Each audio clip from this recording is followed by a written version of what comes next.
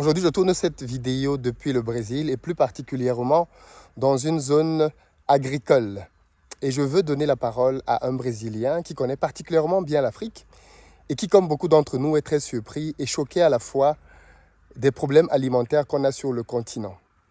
Il nous a expliqué comment le Brésil a fait sa révolution agraire. Un pays qui, pendant 400 ans, a vécu au rythme des importations alimentaires à destination de l'Europe, est parvenu en 40 ans seulement à devenir le premier exportateur agraire du monde. Comment le Brésil est parvenu à se sortir de ces filets-là? Quel a été le processus par lequel il est passé?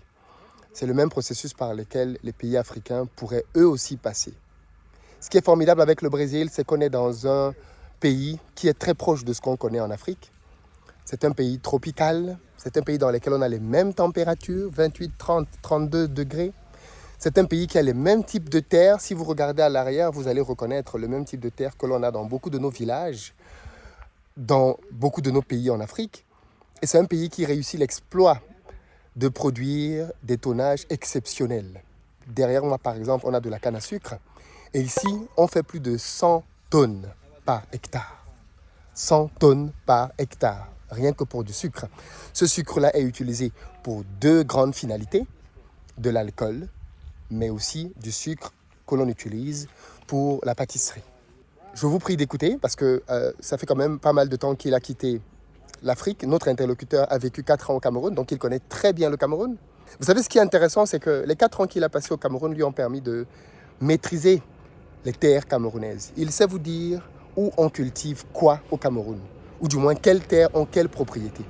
Il y a passé 4 ans et il maîtrise comme tous les recoins d'une poche les possibilités agricoles qu'il y a dans ce pays. Et il m'a dit en aparté, 10 ans, si les Camerounais veulent travailler sérieusement, en 10 ans, non seulement le Cameroun est autonome, mais le Cameroun devient un gros exportateur alimentaire, tellement ce pays a de potentiel. Ici au Brésil, il pleut 5 mois par an. Dans beaucoup de nos pays en Afrique, il pleut 6 à 7 mois.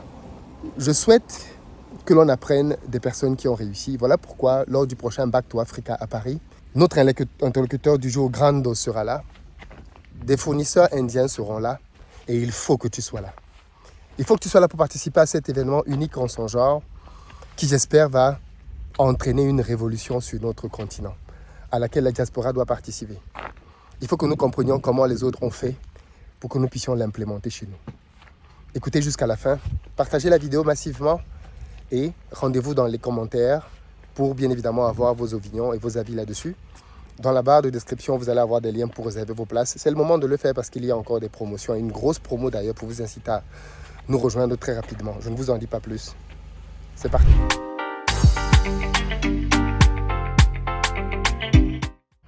Grando, est-ce que tu peux nous expliquer ce qu'on est en train de montrer actuellement?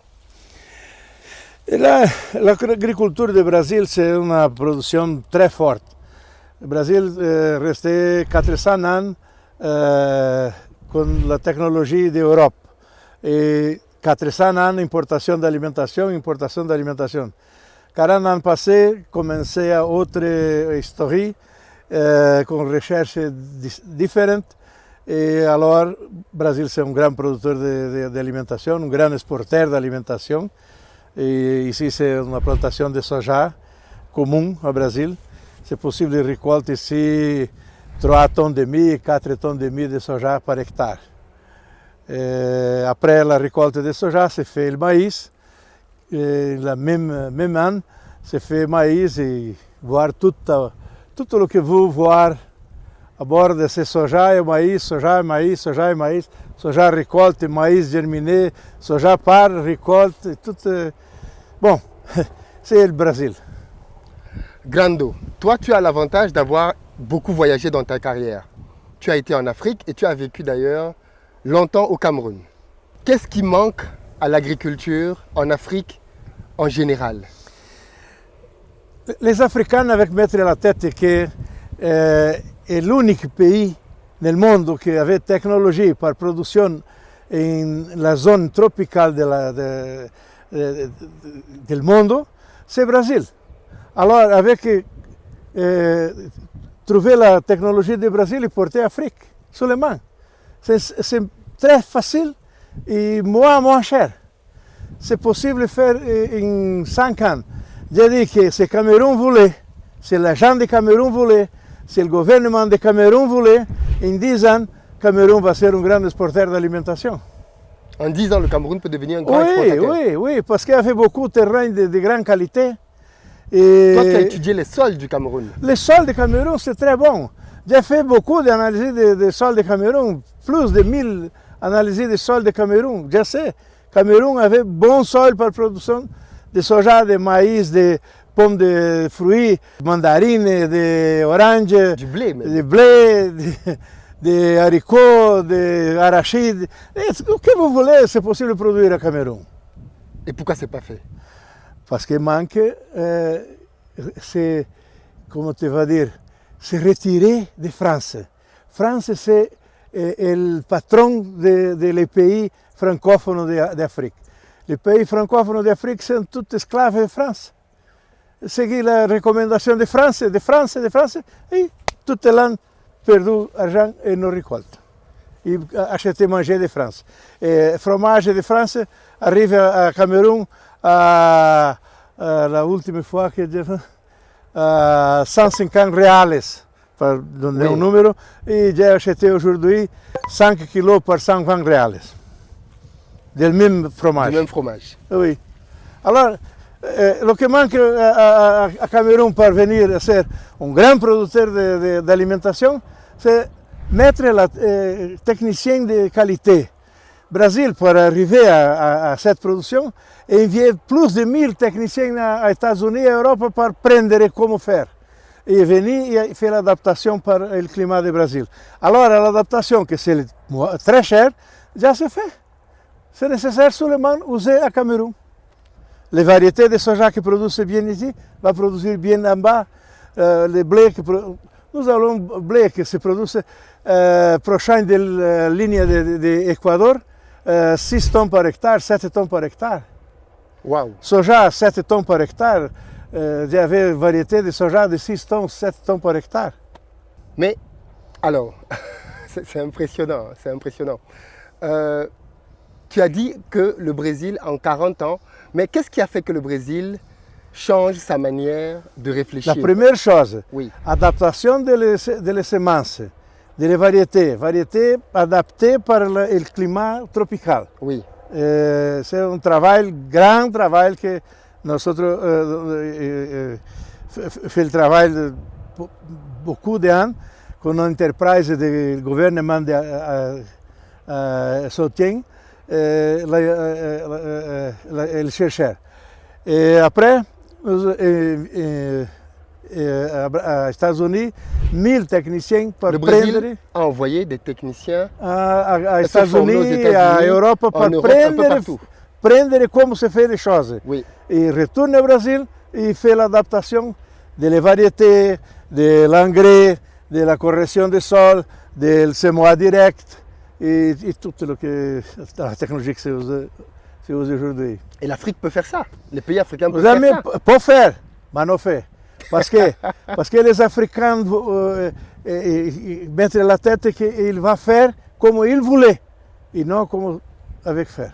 Oui. Et c'est le grand problème. Vous dites à lui, fais ici, ok, il fait comme il voulait. C'est le problème. C'est incroyable, c'est incroyable. Alors ici, bien évidemment, on est au Brésil. On est dans un des champs de grande eau qui a vécu pendant longtemps au Cameroun. Je suis ici dans l'une de ces exploitations. C'est juste énorme ce qu'on voit ici, hein. C'est vraiment énorme. Vous savez que je suis dans une série dans laquelle j'essaye moi-même de chercher des opportunités pour mes propres business en Afrique, mais aussi d'aller voir ce que les autres font bien dans leur pays. Et ici, justement, on est au Brésil. Après avoir fait l'Inde pour regarder l'industrie, on est venu au Brésil pour parler d'agriculture parce que le Brésil, il l'a dit tout à l'heure, et je vais faire un point là-dessus, pendant 400 ans, a importé de la nourriture en Europe. Et ça ne marchait pas. Et en 40 ans, quand ils se sont dit stop, ils ont travaillé et ils sont aujourd'hui l'un des plus gros exportateurs agricoles au monde. Et le pire dans ça, c'est que les caractéristiques qu'il y a ici peuvent être les mêmes en Afrique. Regardez la couleur de la terre. On croirait qu'on est à Yaoundé ou dans beaucoup de nos pays. La terre est rouge. Regardez la terre. Qu'est-ce qu'on a ici? Ici, c'est une plantation de ricino. Le ricino, c'est une plante toxique, mais produit une huile qui avait plus de 1000 utilisés. Oui. Et le valeur de l'huile de ricin, c'est $5 le kilo. Oui. Et la production, 2 tonnes par hectare de graines. Oui. Et l'huile, c'est 40%, aussi, va produire 800 kg d'huile par hectare. Par hectare. Par $5, sont $4,000 par hectare de production. É uma planta simple, resistente, que se peut faire beaucoup bien en Mokolo ou no nord de Cameroun, parce que la demande de l'eau, c'est petite. Oui, c'est une plante qui demande très peu d'eau et qui, comme tu l'expliques, en fait, en termes de transformation pour obtenir de l'huile, on a 40% d'huile et c'est vendu à $5 le kilo. $5 le kilo. Oui. Et ça, on peut le faire aussi en Afrique. On peut le 800 kg par hectare d'huile. 800 kg par hectare d'huile. Sont $4,000 par hectare de gagné. Et c'est une huile qui est très achetée. C'est vendre à tout le monde parce que c'est nécessaire pour beaucoup de produits. Oui, pour beaucoup de produits. Et le monde demande beaucoup d'huile de ricin. En Éthiopie, Dire Dawa, c'est le Sahara. Oui. C'est fait production sur le sable. Waouh. J'ai fait la production par la FAO sur le sable de Dire Dawa, prochain d'Érythrée, de Djibouti. C'est toi qui l'as fait? Oui. Et alors, c'est moi en bas, prochain de 8-10 000 hectares. Et toute la gens gagnent argent. Les producteurs, c'est la gens qui nous avaient caminé pour le désert. Oui. Alors, avec la résidence, avec la famille, produire, travailler, gagner l'argent. Et acheter et manger. Bien sûr. Oui, comme cette chose. OK? Ok, Grando. Ben écoutez, je vais essayer de convaincre Grando de venir à Paris pour notre événement Back to Africa parce qu'il faut qu'on ait des fournisseurs brésiliens, indiens qui viennent pour nous donner des possibilités de faire du business avec eux. Donc là, tu veux qu'on voit bien. Hein? Grando, il faut que tu viennes à Paris. Je vais t'inviter à Paris pour venir parler à la diaspora. Oui, sans problème. Vous l'avez entendu? Sans problème. L'ultime fois que j'ai été à Paris. C'est incroyable, hein? C'est juste impressionnant tout ce qu'on peut voir ici. Les amis, voilà comment le Brésil, en quelques années, a radicalement changé son agriculture pour passer d'un gros importateur pour devenir un exportateur. Je vais faire une vidéo spéciale parce que je pense que ça fait longtemps qu'il est revenu au Brésil. Il y a des choses qu'il a dites que vous n'avez peut-être pas bien comprises dans l'explication. Je vais refaire une vidéo pour bien expliquer ce qu'il a dit là. Mais c'est juste énorme comment le Brésil a réussi sa transition et comment nous aussi nous devons nous en inspirer. Il y a énormément de choses à faire sur le continent et c'est maintenant que les choses se passent. Si vous n'avez pas encore pris vos places pour Afrique et Diaspora Back to Africa cette année, les amis, vous devez absolument être là. On va faire venir des Indiens, des Brésiliens et plein d'autres surprises pour parler ensemble de business et de comment on fait pour que les choses changent sur ce continent. C'est le moment.